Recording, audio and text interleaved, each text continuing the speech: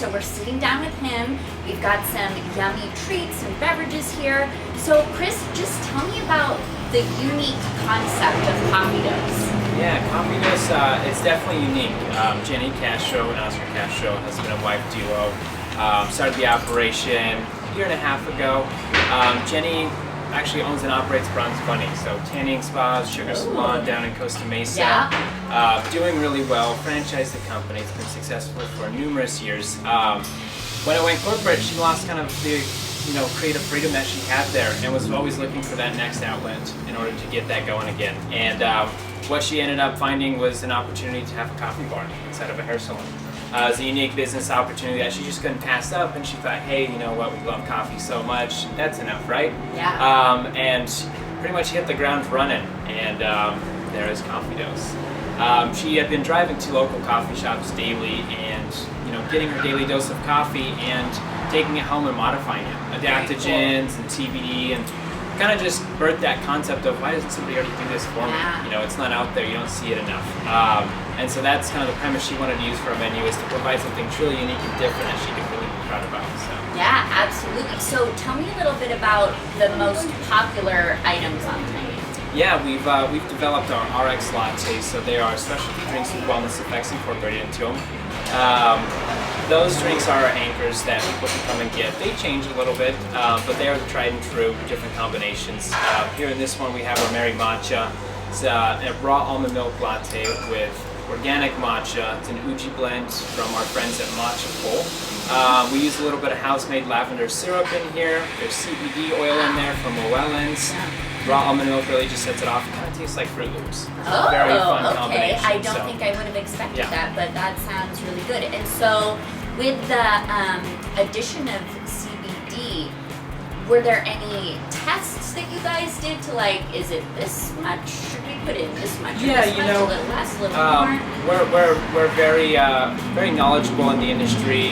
Jeni is a big believer in CBD oil in general. We knew that we wanted to be able to provide a small dose of medicine essentially, and make sure that people can still function. CBD can be used for so many different things, and if you take 100 milligrams of CBD, you're probably going to want to go to bed. Ours only contains 20 milligrams of pure CBD. It's a water-based tincture, so you don't actually taste it. It doesn't affect the quality of your drink at all. Got it. And it's really just to help elevate how you feel after taking a sip of this beverage. And then what about this one? We have an iced drink here. Yeah, that is our Detox. So that's a newer addition to the menu. It is a very light flavored beverage as well. It's especially refreshing over ice. We use a raw almond milk and that from Good Milk. Just a little bit of charcoal powder that's very, very finely ground for more dissolving factor in there. And then we use a little bit of raw local honey for that to kind of sweeten it up. So we wanted something very light and refreshing that would actually detox you. Charcoal is known for being able to pull free radicals and other toxins in your body just right out. And we wanted to kind of create a drink that could help promote that as well. We have a lot of people in our community that likes to have a great weekend of drinking and coming in for a detox on Monday. That's a very good point. Wow, very smart. So I have to bring up sort of the branding and marketing. As you guys can see, we've got anti-bitch serum, sticker label on this cup, which is awesome. This one we have So Fucking Zen. So how did you guys come up with that and decide that we're gonna do this? Yeah, it's a fun combination of ideas. Jeni and I are constantly spitballing these ideas of what could we get away with next? What would we like to do or see? Language on a cup like this is such a taboo thing that you would never expect to see from anyone. And Jeni wanted to make a coffee shop that would be her coffee shop, ideal. So giving her that opportunity for the branding and design and be able to develop a new aesthetic, she knew she wanted to do something that somebody wasn't doing before. These are things that people are already saying, already thinking, but we're just putting it out there. Anti-bitch serum, everybody needs their daily dose of anti-bitch serum. It's a nice preemptive measure too, just like the sugar cookie. The So Fucking Zen, all of them just kind of come from her creative genius, and we're constantly trying to switch it up for holidays and other special events and really just make it a thing. And we wanted to make sure that we could create a fun, approachable space that's going to draw people in, allow them to enjoy specialty coffee in an approachable manner, and have fun while doing it. She really brings the attitude. So. Yeah, awesome. I really love that. That's just kind of that, and that's her personality Absolutely. reflected in the brand, which I think is just so cool. And I think consumers appreciate that. Oh, yeah. You know, Yeah. we also have the anti-bitch cookie here. And did she come up with that as well? Was she like, Yeah, that was a concept. You know, we talked about having some kind of signature pastry item, and I thought, why don't we just make something that's pretty for the gram? Now you guys focus on sort of more vegan friendly. Yeah. It's definitely important. Food offerings. I feel like, you know, spending all my time in coffee for the last 6.5, almost 7 years now, oftentimes that's a big shift. If it's not vegan or if it's not gluten-free, you're going to cut out half of your market nowadays. So I'd say 95% of our products in the cafe are vegan or even gluten-free, generally very organic and friendly. The banana bread is absolutely to die for. Yeah, it There are looks the vegan very good. donuts from Cafe and Kitchen. Our sugar cookies are not vegan, but they are for more of a pretty aesthetic appeal. Like I said, delicious nonetheless. Yeah. The caramel sauce that we make in-house is vegan. Chocolate ganache is vegan.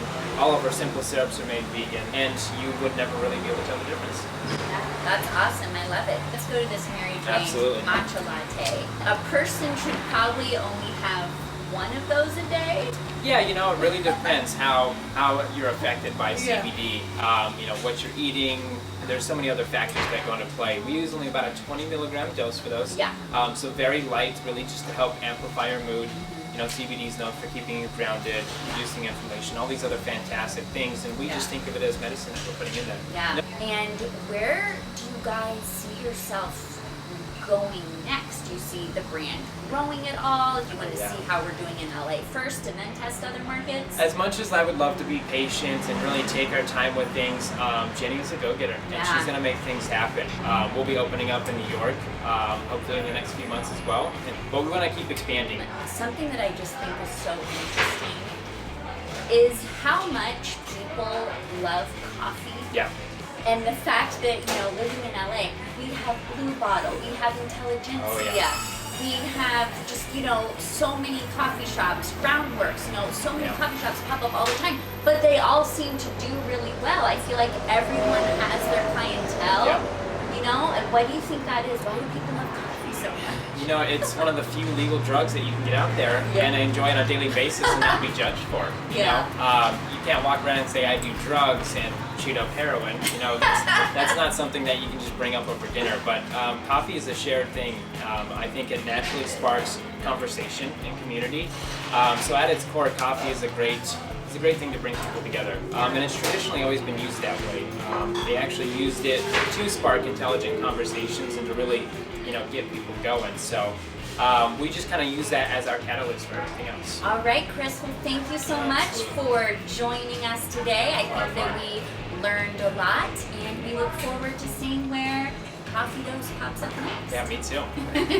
Let's get some CBD in our coffee, you guys. It's time. I feel like this is very on brand for me with the food pervert. Food pervert needs an anti-bitch cookie sometimes. Yep, that was a good sugar cookie. Just the right amount of frosting, the right amount of crunchiness, little bit of softness, all you could want in a sugar cookie. Thank you guys so much for exploring Coffee Dose with me. This has got to be my new favorite coffee shop here in Los Angeles. It is so clever. The drinks are amazing, and of course have the added benefit of adding CBD to them. And they taste so good, and I really love this place, and I think you guys should absolutely come check it out too. It's Coffee Dose here on Melrose in Los Angeles. Until next time, cheers.